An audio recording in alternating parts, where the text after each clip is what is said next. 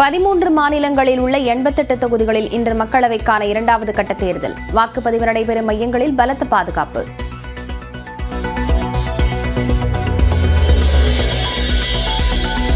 இரண்டாம் கட்ட தேர்தலில் 1202 வேட்பாளர்கள் போட்டி. ராகுல் காந்தி, ஹேமமாலினி, குமாரசாமி உள்ளிட்டோர் களம் காண்கின்றனர்.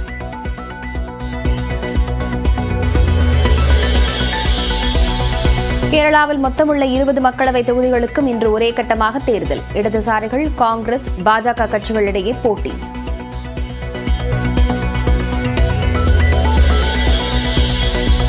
பெங்களூருவில் வாக்களிப்பதை ஊக்குவிக்க சலுகைகள் அறிவித்த தனியார் நிறுவனங்கள். வாக்களித்துவிட்டு வருவோருக்கு பட்டர் தோசை, நெய் சாதம், பீர் என இலவசங்கள் அறிவிப்பு.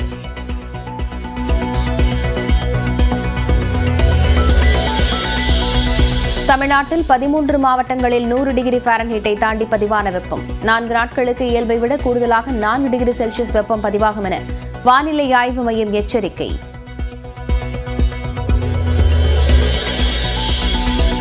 தமிழ்நாட்டில் கோடை வெப்பத்தை எதிர்கொள்ள சிறப்பு நடவடிக்கைகளை அரசு மேற்கொள்ளும். தேவையின்றி வெளியே செல்வதை பொதுமக்கள் தவிர்க்கவும் முதலமைச்சர் மு க ஸ்டாலின் அறிவுறுத்தல்.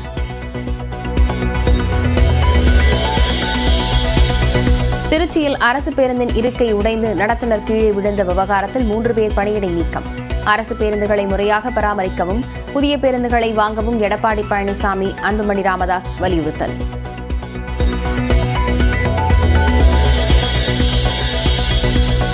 உணவுப் பொருட்களுடன் திரவ நைட்ரஜனை நேரடியாக கலந்து விற்பனை செய்யக்கூடாது. ஸ்மோக் பிஸ்கெட் போன்றவற்றை விற்பனை செய்தால் நடவடிக்கை என தமிழ்நாடு அரசு எச்சரிக்கை.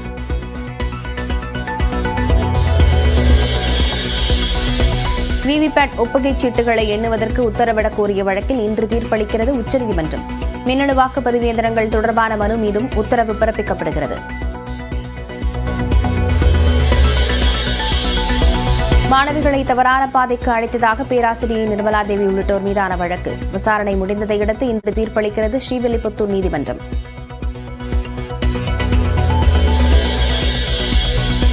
சென்னையில் அதிகபட்ச மின் தேவை 4335 மெகாவாட்டாக நேற்று முன்தினம் பதிவு.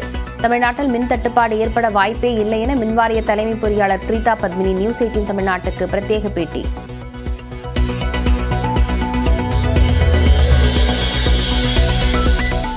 தேர்தலில் போட்டியிட பிரதமர் மோடிக்கு 6 ஆண்டுகள் தடை விதிக்க கோரிய வழக்கை இன்று விசாரிக்கிறது டெல்லி உயர்நீதிமன்றம். பரப்புரையின் போது மதத்தை குறிப்பிட்டு வாக்கு சேகரித்ததாக மனுவில் குற்றச்சாட்டு.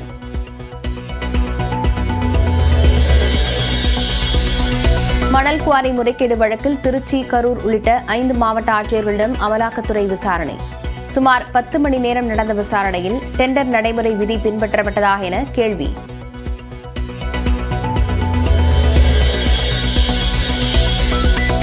முன்னாள் சார் பதிவாளரின் 100 கோடி மதிப்பிலான சொத்துக்களை பறிமுதல் செய்ய உத்தரவு. சொத்து குவிப்பு வழக்கில் திருச்சி ஊழல் தடுப்பு நீதிமன்றம் அதிரடி உத்தரவு.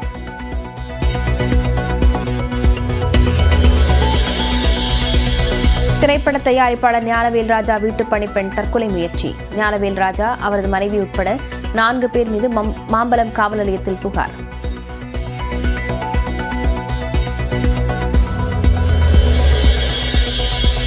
ஹைதராபாத் அணியை வீழ்த்தி வெற்றி பாதைக்கு திரும்பியது Royal Challengers Bengaluru. IPL cricket வரலாற்றில் 10வது முறையாக 400 ரன்களை கடந்து சாதனை படைத்தார் விராட் கோலி.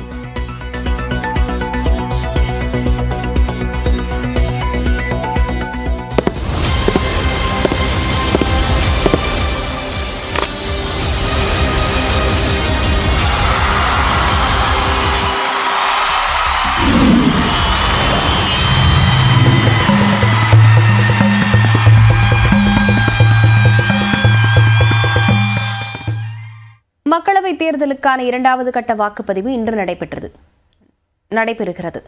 கேரளா, கர்நாடகா உள்ளிட்ட 13 மாநிலங்களில் 88 தொகுதிகளில் நடைபெறும் தேர்தலில் 1202 வேட்பாளர்கள் களத்தில் உள்ளனர்.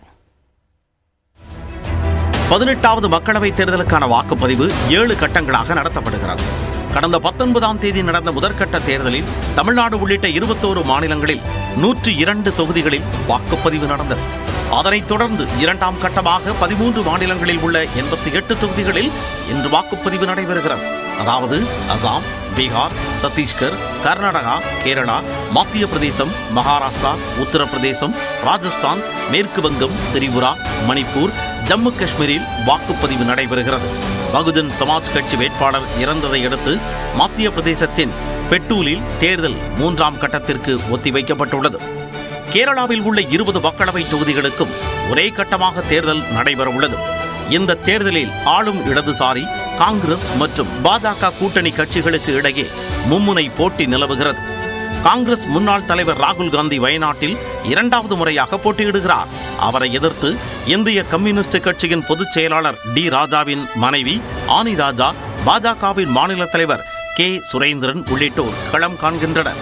திருவனந்தபுரத்தில் முன்னாள் மத்திய அமைச்சர் சசி தரூர் காங்கிரஸ் சார்பிலும், மத்திய அமைச்சர் ராஜீவ் சந்திரசேகர் பாஜக சார்பிலும் போட்டியிடுகின்றனர். திருச்சூர் தொகுதியில் நடிகர் சுரேஷ் கோபி களமிறக்கப்பட்டுள்ளார். அவருக்கு எதிராக காங்கிரசின் கே முரளிதரனும் சிபிஎம் சார்பில் VS சுனில்குமாரும் போட்டியிடுகின்றனர். கேரளாவில் 25 பெண் வேட்பாளர்கள் உட்பட 194 வேட்பாளர்கள் களத்தில் உள்ளனர். மாநிலம் முழுவதும் 25,231 வாக்குச்சாவடி மையங்கள் அமைக்கப்பட்டுள்ளன. 2,77,00,000 மேற்பட்டோர் வாக்களிக்க தகுதி பெற்றுள்ளனர். 66,000 மேற்பட்ட காவல்துறையினர் பாதுகாப்பு பணியில் ஈடுபட உள்ளனர். இந்நிலையில் வாக்குச்சாவடி மையங்களுக்கு மின்னணு வாக்குப்பதிவு இயந்திரங்கள், VVPAT கருவிகள் உள்ளிட்ட பொருட்கள் அனுப்பி வைக்கப்பட்டன. வயநாடு தொகுதிக்குட்பட்ட மலை கிராமங்களில் உள்ள வாக்குச்சாவடிகளுக்கு ஜீப் மூலம் மின்னணு வாக்குப்பதிவு இயந்திரங்கள் கொண்டு செல்லப்பட்டன. இதேபோல் 28 தொகுதிகளை கொண்ட கர்நாடகாவில் 14 தொகுதிகளில் இன்று வாக்குப்பதிவு நடைபெறவுள்ளது. பாஜகவின் தேஜஸ்வி சூர்யா, முன்னாள் முதலமைச்சர் HD குமாரசாமி, DK சிவக்குமாரின் சகோதரர் DK சுரேஷ், மைசூர் அரச பரம்பரையைச் சேர்ந்த யதுவீர் வாடியார் ஆகியோர் போட்டியிடுகின்றனர். பெங்களூருவில் உள்ள வாக்குச்சாவடிகளுக்கு மின்னணு வாக்குப்பதிவு இயந்திரங்களை தேர்தல் அலுவலர்கள் எடுத்துச் சென்றனர். ತುಂಬಾ ಸಂತೋಷ ಆಗ್ತಾ ಇದೆ. Because this is public service ಅಲ್ವಾ, ಹಾಗಾಗಿ ತುಂಬಾ ಖುಷಿ ಆಗ್ತಾ ಇದೆ ನಮಗೆ ಡ್ಯೂಟಿ ಮಾಡೋದಕ್ಕೆ. ஒட்டுமொத்தமாக 2வது கட்ட தேர்தலில் 102 பெண் வேட்பாளர்கள், 1098 ஆண் வேட்பாளர்கள், 2 3ஆம் பாலினத்தவர்கள் என மொத்தம் 1202 பேர் களத்தில் உள்ளனர். 1,67,000 வாக்குப்பதிவு மையங்கள் அமைக்கப்பட்டுள்ளன. 16 லட்சம் பேர் தேர்தல் பணியில் ஈடுபடுத்தப்பட்டுள்ளனர். கர்நாடகாவில் 14 மக்களவை தொகுதிகளில் இன்று வாக்குப்பதிவு நடைபெறும் நிலையில் வாக்காளர்களை ஊக்கப்படுத்த இலவச தோசை, இலவச வாகன வசதி என பல்வேறு சலுகைகளை தனியார் நிறுவனங்கள் அறிவித்துள்ளன. அது குறித்து விவரிக்கிறது இந்த தொகுப்பு.